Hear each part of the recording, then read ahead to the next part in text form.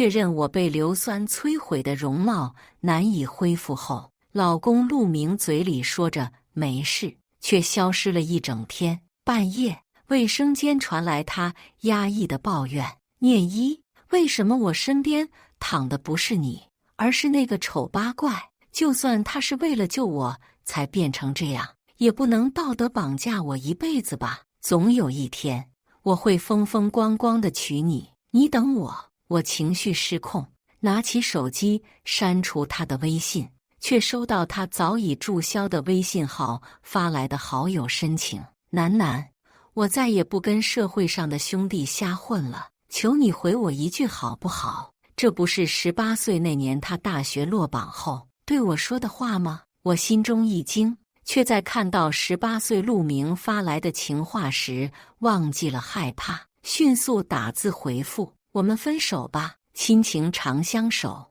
真情在人间。”大家好，我是秋兰，欢迎观看《真情人间》。不，求求你别离开我，我知道错了。从今天起，我就在家门口做生意，坚决不跟他们去收保护费了。屏幕上，他的回复卑微又热烈，带着少年情窦初开的小心翼翼。现在的陆明绝不会这样在乎我的感受。渐渐冷静下来后，我猜一定是别人的恶作剧，故意看我笑话。我气愤地质问：“你到底是谁？再不说我就拉黑了。”别，我是陆明啊，我认真在弄小卖部了，不信你看。很快，他发来一张自拍，18岁的他满身朝气，眼神澄澈而干净。身后，他家老平房里摆满了货架，堆积着各种杂货。这片平房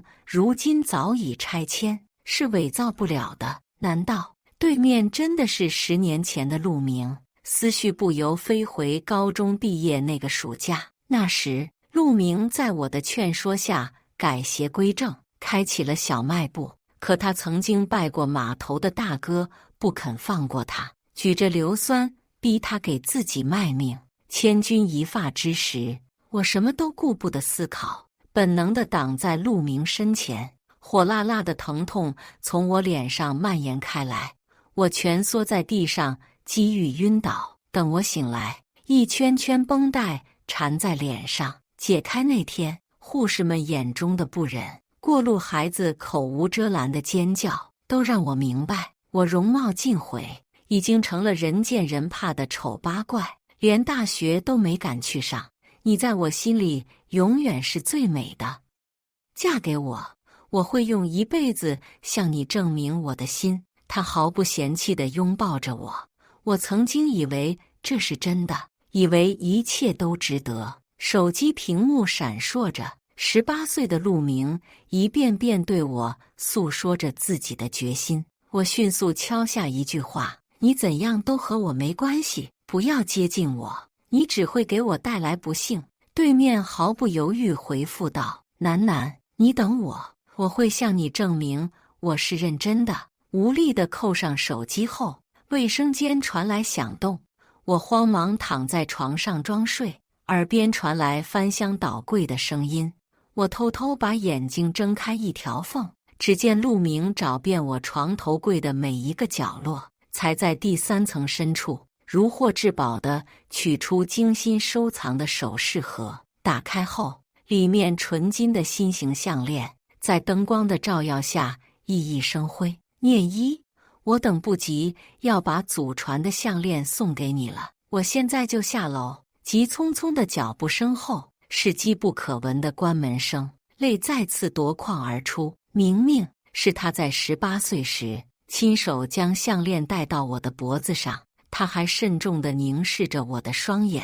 这是从我太姥姥那辈儿传下来的，据说只要戴着，夫妻就能和美恩爱过一辈子呢。我一直小心收藏，可惜项链并没有魔力，还是没能圈住他蠢蠢欲动的心。月上中天，我披上外套，一路跟随，拐到小区门口的暗巷时，我差点忍不住惊叫出声。苏念一，高中跟陆明一起混社会的小太妹，竟然是他。他暗恋陆明，整个高中无人不知。为此，他不惜诱惑陆明堕落，用一场赌局引他上钩。终于，陆明从品学兼优的好学生，沦为举着棒球棍四处要保护费的混混。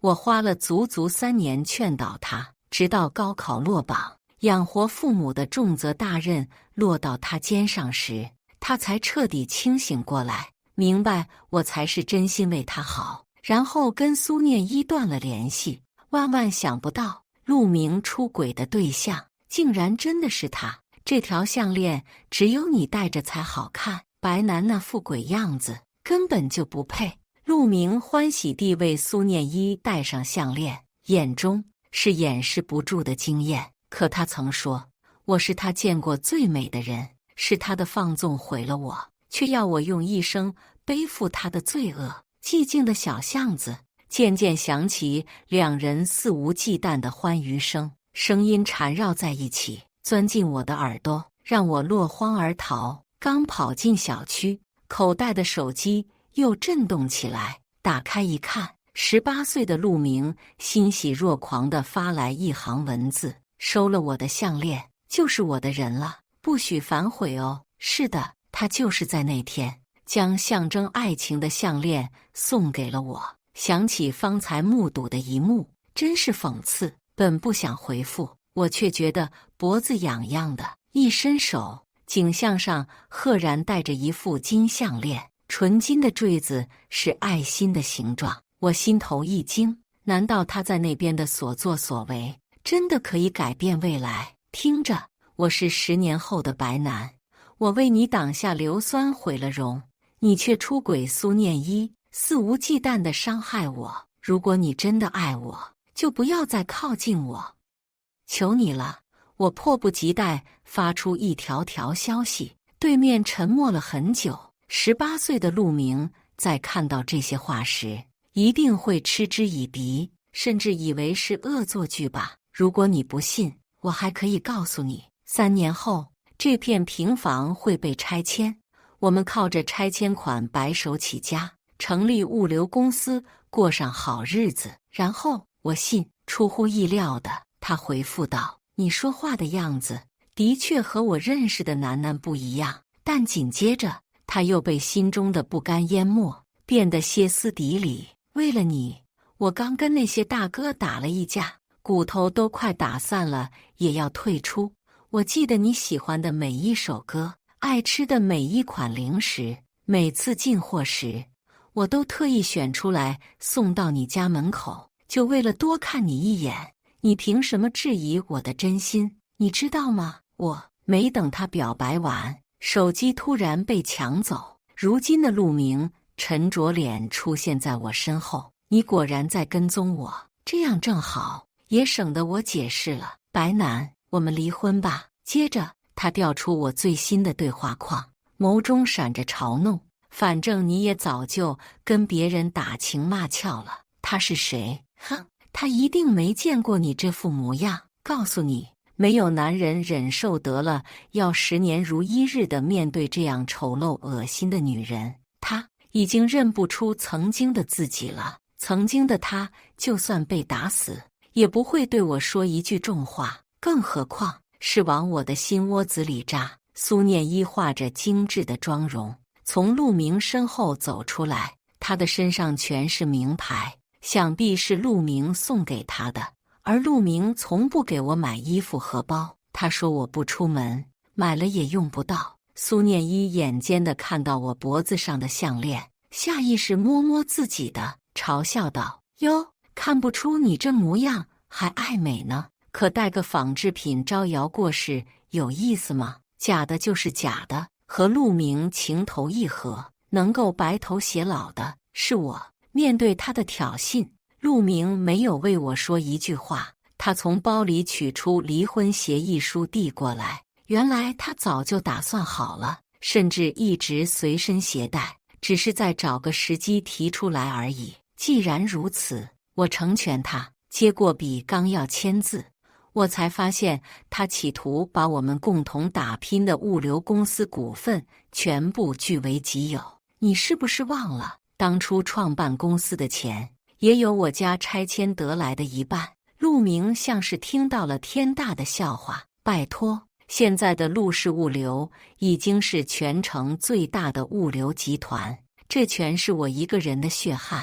自从出事后，你就天天在家里窝着，什么也不干，你凭什么张嘴就要一半？最多我把你出的30万还给你，也算对得起你了。他拿笔修改着条款，言语里全是施舍和不耐。当初他求我出资时，却是信誓旦旦的保证，我一定会好好打拼，以后有我一天好日子，就绝对不会亏待你。为此，我甚至放弃购买还迁房，把钱全部给了他。反正我家只剩我一个人，和他住一起就好，要那么多房子做什么？谁知道房价水涨船高，现在给我30万，连一间卧室都买不到。他想我怎么样？流落街头吗？见我迟迟不签字，苏念一拿出从前小太妹的手段，把名牌包一甩，狠狠敲在我头上，血漫了出来，阵阵眩晕让我不得不扶住一旁的栏杆。知足吧，再不签，这30万也不给你。难看成这个德行，你是怎么有脸霸着陆明10年不放手的？真叫人恶心！他挥舞着包又要打我，一旁的陆明只环抱双臂，冷眼看着，没有半点阻止的意思。够了，我签。拿笔签下字后，我要回了手机，给协议书和满身是伤的自己拍了照。怎么还想留证据啊？告诉你，没有人证，你找谁都没用。苏念一又伸手用力推了我一把，我下意识闪身，拽住他的手借力一甩，他站立不稳，撞在栏杆上，缓缓倒下来。你干什么？陆明急得一巴掌扇在我脸上，为他挡硫酸落下的伤疤，又在隐隐作痛。他红着眼，大横抱起苏念一，表情狠辣。念一怀孕了，要是孩子有个3长2短，我不会放过你。他们转头去了车库，很快往医院开去。我苦笑一声，回到家后就给18岁的陆明发去离婚协议书，还有自己受伤的照片。此时我才注意到他最后一句话是：不好，大哥带着小弟找来了，看着吧，我会保护好你的。大哥？难道说因为他提前跟大哥打了架，大哥的报复也随之到来了吗？心头被恐惧控制住，我急急忙忙发信息让那边的陆明报警，他却迟迟没有回应。怎么办？此时此刻，18岁的我就在小卖部里屋，以我对他的爱，一定还会不管不顾地替他挡灾。只有联系上那边的我，才能阻止他干傻事。我搜索着自己曾经的手机号，那号码很好记，和现在的手机只差一个尾号。大概就是因为这样，粗心的陆明才会阴差阳错加了如今的我做好友，也给了我一个改变的机会。可手机在方才的争执中摔碎了屏幕，忽闪着看不清楚。我费尽力气才总算搜到自己注销的旧号，急忙点击添加好友，留言说：我是10年后的你，大哥拿的是硫酸，你千万不要冲上去帮陆明，快点报警，陆明会背叛你。不信的话加我，我给你发证据。不要救他，千万不要救他。等了很久，他才通过我的好友申请。18岁的我满心满眼都是陆明，他犹豫着，你是在恶作剧吗？报警的话，陆明也会被调查，他给大哥当过打手，我不能让他坐牢，别犯傻。我疯狂点着发送图片，可手机彻底失去响应，怎么办？难道还是要重蹈覆辙，再折磨我一次吗？只有在打开的一瞬间，才能接收到对面的消息。眼见自己又要去救陆明，我心急如焚。很快就天亮了，偏偏陆明已经带着苏念一检查回来，连拉带拽把我弄上车，直奔民政局。今天就签字，我再也等不了了。念一和孩子是我生命的全部，从今天起，我和你再也没有关系了。听着陆明无情的话，我的心如刀割般疼痛。年轻时，他对我表白，也幻想过我们会有一个乖巧听话的女儿，或是勇敢坚强的儿子。不管像我还是像他，我们都会倾尽心力爱护，因为那是我们爱情的结晶。可新婚夜里，陆明面对我，竟然逃走了。他说他爱我，只是需要时间来适应。这么多年过去，他连碰都没有碰过我一下，偏偏我对他深情的谎话全盘接纳，深信不疑。民政局门口，久未谋面的公婆竟然也盛装赶到，他们簇拥着苏念一，仿佛那才是他们明媒正娶的儿媳妇。看向我时，却只有深深的嫌恶。长得丑就算了，还是个不会下蛋的母鸡，儿子娶你有什么用？他就是太心软了，怕你想不开自杀，要依着我，给你点钱也就打发了。怎么着，还真把一辈子都赔进去啊？婆婆连环炮一样噼里啪啦地骂我，骂得路人纷纷侧目，又在看清我的脸时，发出啧啧的感叹。到底是好男人，女的都这样了，还能坚持到现在，不容易啊。就是看旁边那大美女，谁不喜欢漂亮的？我狼狈地捂着脸，躲避着人们的审视。手机屏幕再次亮起，我的头像闪动。不管怎样，谢谢你的提醒，我得去前面看看他怎么样了。刹那间，万念俱灰。你别拖延时间，我一会儿还得陪念一选婚纱。他忍了这么久，我不能再委屈他，我一定要给他一场盛大的婚礼。陆明信誓旦旦，眼中的心疼却没有半点是给我的。我们结婚时一样一穷二白，不仅没有婚礼，也没拍结婚照，没有度蜜月，在门口随便对付一顿苍蝇馆子，我们就扯了证。那时物流公司刚刚起步，尽管我害怕别人的眼光，还是戴着口罩，在车间跟工人们一起搬运沉重的货物。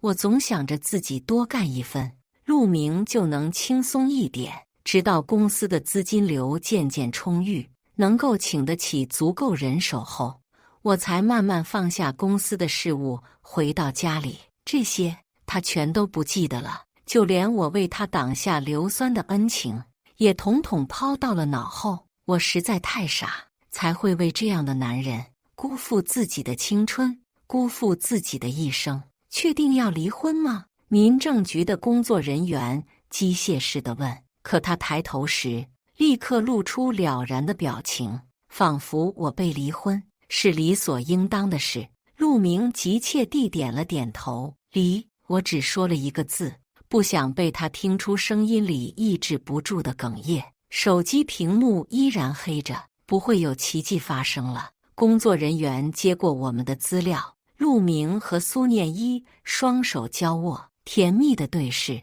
仿佛我才是破坏他们感情的第三者。他的爸妈得意地笑着，议论着一会儿要去哪吃饭庆祝。周围的群众还在围观，不时对我品头论足。罢了，就算如此，我也能够顽强地活下去。我从小就是孤儿，如今不过虚度了一段光阴，尝了番人间冷暖。就算再回到孤零零一个人，又有什么好怕的？你们看，他哭了，怪兽也会哭，怪兽也会哭。不知是哪个小孩惊讶地叫嚷着，泪水打湿在离婚协议书上，眼前渐渐变得模糊。等我能看清时，那协议书的抬头竟然变成了结婚登记表。这是……陆明惊叫着从椅子上跳起来，再看他的胳膊，全是被硫酸腐蚀过的痕迹，狰狞可怖。手机上，他的旧头像再度亮起。我说过会保护你，我做到了。陆明夺过手机，疯狂发消息质问，对面回复得很慢，却是字字有力。我绝不允许你对不起楠楠，任何苦难我都可以忍受，希望你也可以。因为这原本就不该楠楠承担。见鬼了！陆明猛地把手机扔在地上，手机顿时碎得的四分五裂。新的记忆渐渐占据我的脑海，恍若又重新活了一世。10年前，当我钻出小卖部的里屋时，我收到一条终于发送成功的消息，上面是白楠和陆明签过字的离婚协议书。陆明的字有力而顺畅，昭示着签字人的决心。白楠的字上却沾着泪，晕染的名字一片模糊。难道他真是10年后的我？难道他说的一切都是真的？片刻犹豫间，大哥的硫酸瓶已经扔了过来。危急关头，陆明举起胳膊，侧身挡在我前面，把我罩了个严严实实。紧接着就是他咬紧牙关也止不住的惨叫。送医期间，经诊断，他身体半边皮肤严重损伤，甚至可能影响生育功能。之后，我因为那份离婚协议书，对陆明始终保持着距离。我顺利读了大学物流管理专业，毕业后回到家乡，创办南南物流集团。期间，陆明变着花样追求我，直到他第100次单膝跪地献上玫瑰。放不下这段感情的我，还是答应了他的求婚。看向陆明时，他混沌的眼神也渐渐变得清晰，想必他已经想起来了，想起曾经的自己究竟做过多么混账的事。楠楠，他的声音沙哑，隐约带着恳求的意味。他的父母站在他身后，苍老的满头白发，却又充满希冀地注视着我，仿佛我是他家最后的救命稻草。周围群众对我的议论也从贬低变为了褒扬。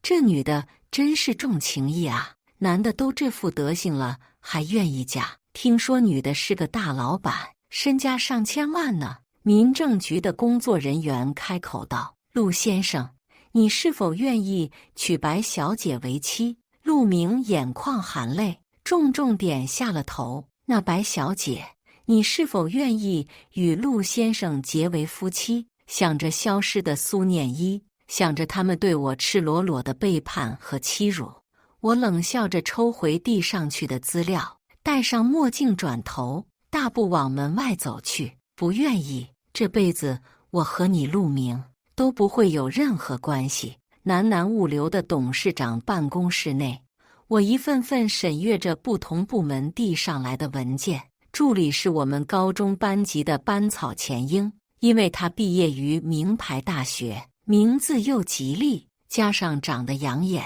所以应聘进来后，我亲自选他到我身边当助理。白董，咱高中的苏念一同学在外头吵着要见你，没有预约。我谁也？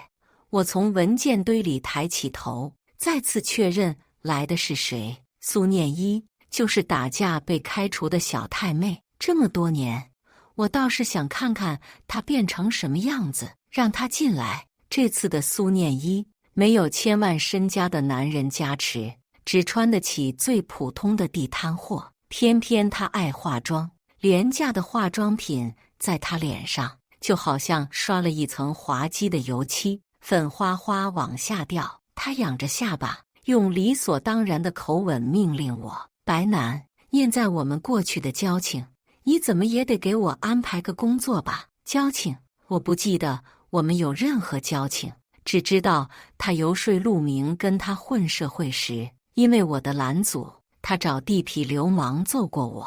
要不是有警察路过，还不知道会发生多么可怕的事。这样的人还敢跟我谈交情？我微微扬起嘴角，想要工作也容易。我的反应显然出乎他的意料，他向前迈了一步，激动道：真的吗？什么岗位？快递员，从基层做起，怎么样？说实话，就他的学历做派，能当快递员已经很勉强了。我当年白手起家，也是一户户快递送过来的，他却觉得是我羞辱他，抄起包越过老板桌就要砸我。助理钱英抓住他的手腕，一把甩开他，然后电话呼叫保安。没想到跟保安一起上来的还有陆明，他有不经通报的特权，是我给他的。当保安抓着苏念一的双手，把他往外拖时，他嘴里还叫嚣着：“白楠，你不就是有几个臭钱，有什么了不起的？你等着，我要找大哥拿硫酸泼你，让你一辈子没脸见人。”听到硫酸，我心口剧烈震颤着。我怎么忘了报复陆明的大哥，最初就是苏念一招惹上的。还不等我反应，陆明已经一个嘴巴抽上去，他狠狠扳住苏念一的下巴，低吼着：“当年那瓶硫酸到底是不是你指使的？说！”苏念一怕得发抖，泪眼汪汪地交代：“我只是让大哥教训一下你，谁让你不听我的，非要金盆洗手去开什么小卖部？没想到后来他下手那么重，都是白楠，是他这个灾星害得你，都怪他！”不等他说完，陆明喉咙中已经发出野兽般的嘶吼，他把苏念一按在地上，不计后果地挥舞着拳头，直到警察闻讯赶到，他还在叫喊着：“你毁了我一辈子，我和楠楠的一辈子啊！”钱英忙前跑后，替我料理了一切。由于苏念一没伤到要害，加上他自己不想追究，陆明只被批评教育一番，并没有留下案底。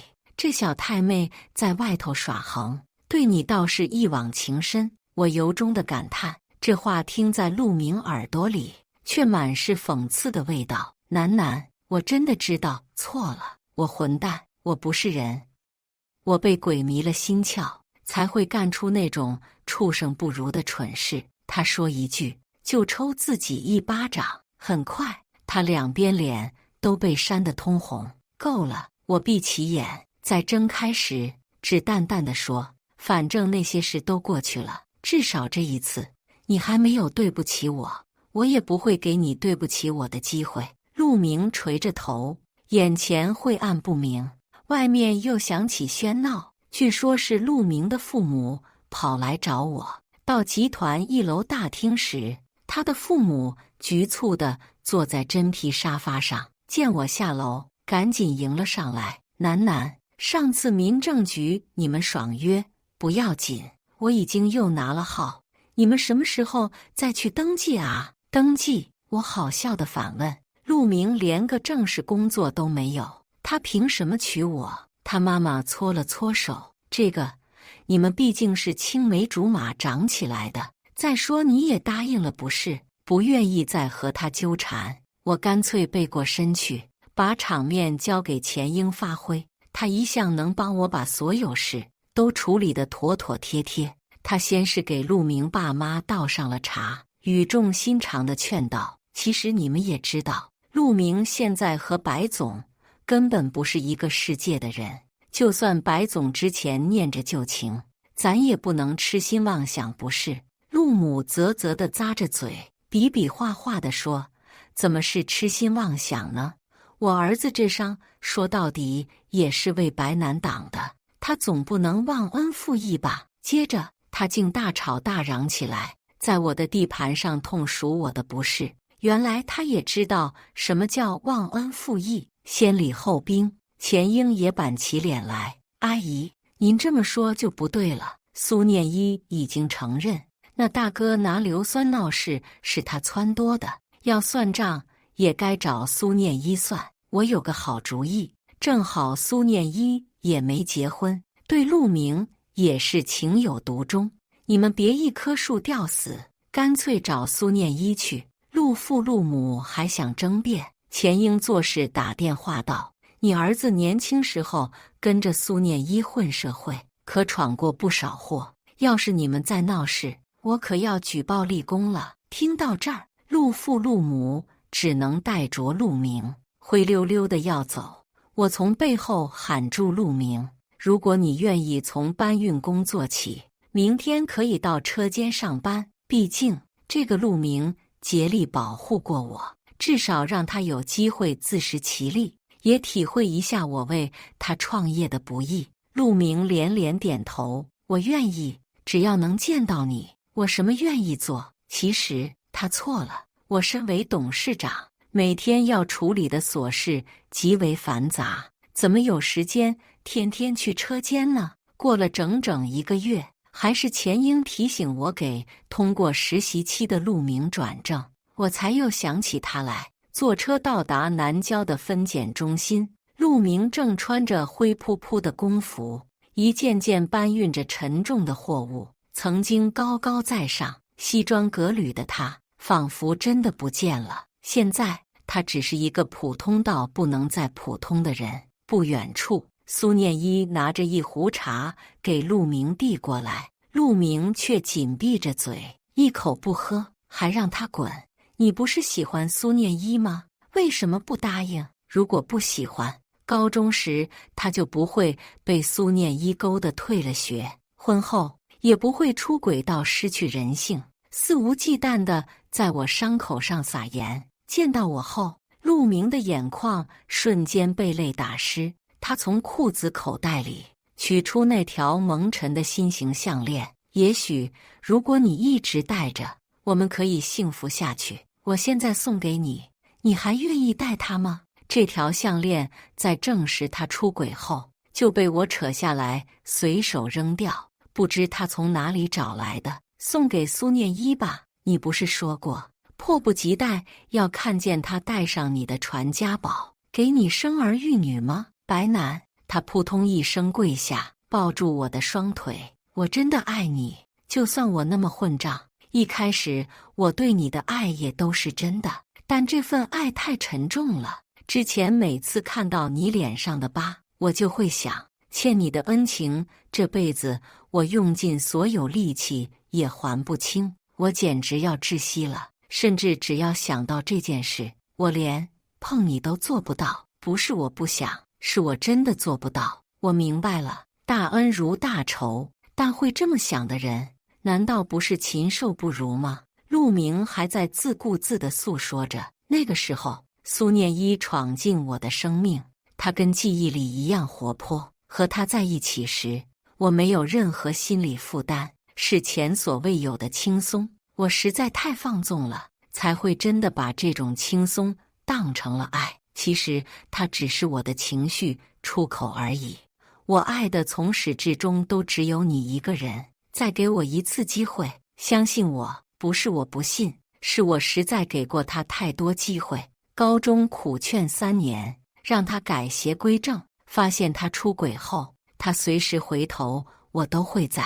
但现在，我的脚步不会再为他而停留，不值得。我想甩开他，他却紧紧把我禁锢在怀里，不肯松手。钱英，听到我的呼喊，钱英上前用力拽开陆明，然后揽住我的肩安抚，那样子就像在呵护自己的心上人。你和他。陆明如遭雷击，脸色迅速灰败下去。本来我对钱英并没有别的想法，但此刻我隐约记起，在我追逐陆明乱跑时，有一个人始终在暗处保护着我。想必是他在苏念一指挥人揍我时，为我喊来了警察。因为我被解救时，钱英也跟在后面跑来，担心地陪了我很久才肯回家。楠，你再给我一次机会，再给我一次。他的嘶吼被苏念一听到。苏念一从背包里取出水果刀，悄悄靠近我，冷不防扎了过来。都是你的错，给我去死！陆明握住刀尖，利刃刺穿他的手掌，血瞬间流了一地。钱英则是飞起一脚，直接把苏念一踢出去老远，然后报了警。这次陆明伤得不轻，手里的筋被扎断，只怕以后连搬运工也干不了。加上他狰狞的手臂和只有初中的学历，在社会上摸爬滚打，少不得吃苦。调解时，苏念一哭着请求陆母，我是看不过去陆明受白楠欺负，这只是个意外。我那么爱他，怎么会故意伤害他呢？我不能坐牢，求求你原谅我吧。陆母长长叹了口气，她始终希望陆明攀上我，现在看来是不可能了，但苏念一至少长得漂亮，对儿子一往情深，已经是最好的选择。只要你愿意嫁给陆明，我就签谅解书。愿意，我愿意。苏念一惊喜地连连点头。这一次，陆明终于可以还苏念一一个心心念念的婚礼了。只是他看起来并不高兴。据说，婚纱是苏念一自己挑的，最廉价的款式，婚纱照和蜜月旅行是没有的。陆明说自己这副样子就不出去吓人了，就连婚礼现场也是苏念一一个人起早贪黑布置出来的。陆明空着一双手，就像新郎官不是他。现场亲友们议论说，苏念一一个漂亮女孩，为啥想不开非要嫁给陆明？我也觉得她确实比陆明强，抛开人品不论，至少他对自己的爱人始终如一，从不曾有过迟疑和背叛。典礼开始前，我去了一趟卫生间，洗手时一双手把我拉进放杂物的屋子。陆明胸前别着红花，憔悴地问我，过了今天，我就真的是别人的丈夫了？楠楠，你确定不要我了吗？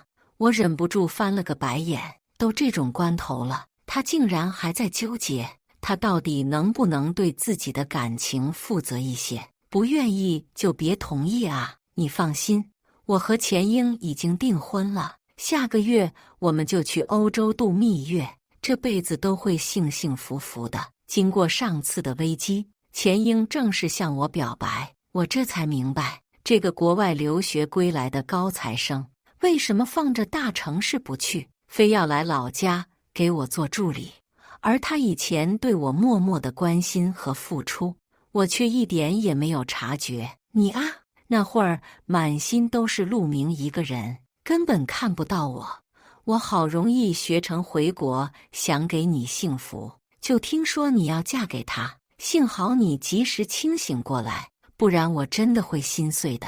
集团同事看到我们，已经开始调侃她是老板娘了。想起钱英，我忍不住露出甜蜜的微笑。你很久没这样笑过了，是我没能让你笑。我不再理会陆明，重新回到会场。苏念一却又像只骄傲的孔雀，摇着尾巴来到我面前炫耀。高中时我就说过，陆明一定是我的，你永远得不到他。我不明白，陆明是什么宝贝的奖品吗？一个垃圾而已，不稀罕。婚礼现场，他们轮着翻敬酒，像是刻意炫耀自己的幸福。陆明搂着苏念一，当着我的面放肆的亲吻，他以为我会嫉妒，其实我只觉得这戏码还挺精彩。我甚至还录制了视频发给钱英分享。陆父陆母在亲友面前终于有了面子，不再被议论儿子老大不小，连个媳妇儿也娶不上。他们一会儿指挥苏念一倒酒，一会儿指挥他催菜，拿足了长辈的架势，还让他穿着高跟鞋迎来送往。本该幸福的新娘子，在这一天被搓磨得像个陀螺。婚后，苏念一不仅要照顾家里，还得伺候公婆。昔日的小太妹为了爱情，竟然如此卑微。可惜，陆明并没有安分，她的生育能力也没有受到影响。只是怀孕的不是苏念一，而是陆明新公司的前台小妹。据说是他们公司团建，一时喝多了酒意乱情迷，才闹出了孩子。苏念一无法忍受，举着高跟鞋去公司找小妹麻烦。陆母向着小妹骂苏念一不会下蛋，苏念一这才委屈地哭诉，原来结婚之后陆明根本没碰过她几次，说只要碰她就会想起自己对不起白楠。念一，我们离婚吧，我不爱你，你也是知道的。